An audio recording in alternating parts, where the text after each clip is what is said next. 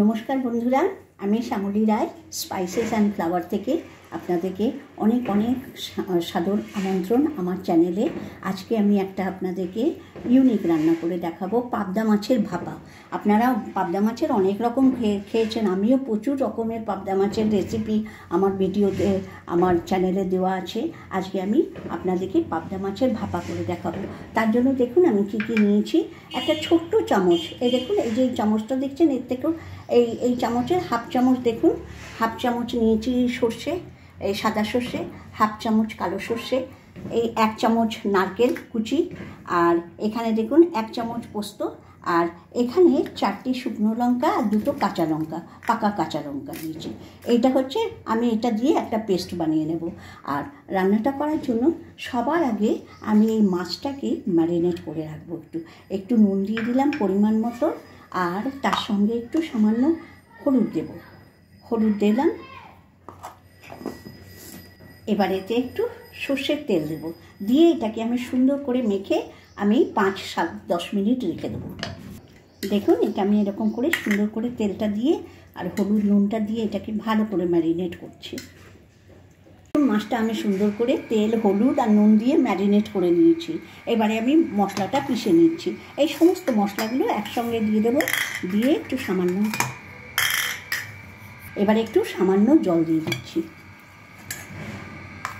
এরকম একটা চ্যাপটা মতো টিফিন নিয়েছি, যাতে এই মাছগুলো একদম লম্বা লম্বা করে।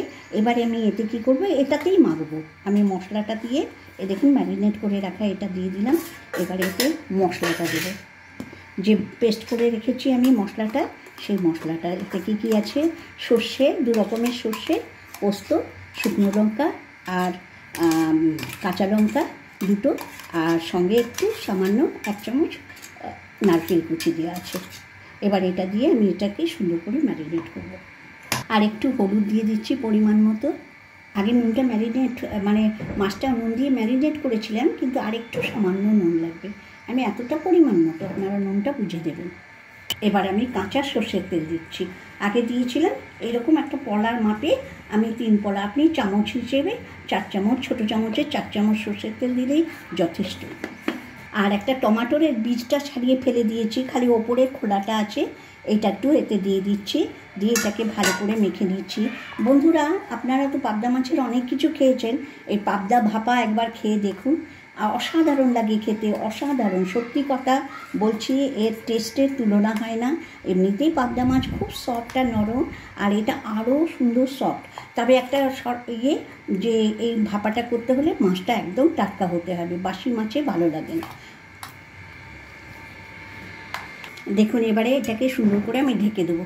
দেখুন আমি ওই যে শুকনো লঙ্কা দিয়েছিলাম আর 2টো কাঁচা লঙ্কা দিয়েছিলাম মিলিয়ে, তার জন্য দেখুন কি ফার্স্ট ক্লাস একটা কালার হয়েছে। এবারে আমি এটাকে ভালো করে ঢেকে, এবার দেখুন আগেই আমি একটা কড়াইতে জল ফুটতে দিয়েছিলাম। হ্যাঁ, এবারে ওই ফুটন্ত জলটাতে আমি কি করব, এটা বসিয়ে দেবো। দেখুন এইভাবে বসিয়ে দিলাম, দিয়ে ওপরে একটা ঢাকা দিয়ে দিচ্ছি। বন্ধুরা ঢাকা দিয়ে এটাকে আমি 20 মিনিট হতে দেবো, 20 থেকে 25 মিনিট, তাতেই আমার একদম ভাপাটা হয়ে যাবে। আর বন্ধুরা আমার ভিডিওটা ভালো লাগলে অবশ্যই আপনারা আমাকে একটু লাইক, শেয়ার অ্যান্ড সাবস্ক্রাইব করবেন। প্লিজ আমাকে একটু সাপোর্ট করুন। আমার 20 মিনিট ভাপানো হয়ে গেছে। এবারে ঢাকনাটা খুলে দিচ্ছি। পুরো ভাপানো হয়ে গেছে, আমি গ্যাসটা অফ করে দিচ্ছি। আর এই অবস্থায় এটাকে ঠান্ডা হলে নামিয়ে দিচ্ছি। দেখুন আমার এটা ভাপাটা ঠান্ডা হয়ে গেছে, এবার আপনাদেরকে খুলে দেখাচ্ছি।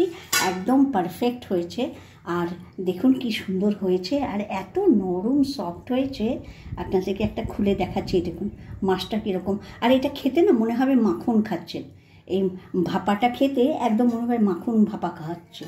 আর বন্ধুরা অবশ্যই একবার আমার অনুরোধ রইল, আপনারা এটা বাড়িতে একবার ট্রাই করবেন, খেয়ে তারপরে আমাকে কমেন্টে আপনারা জানাবেন।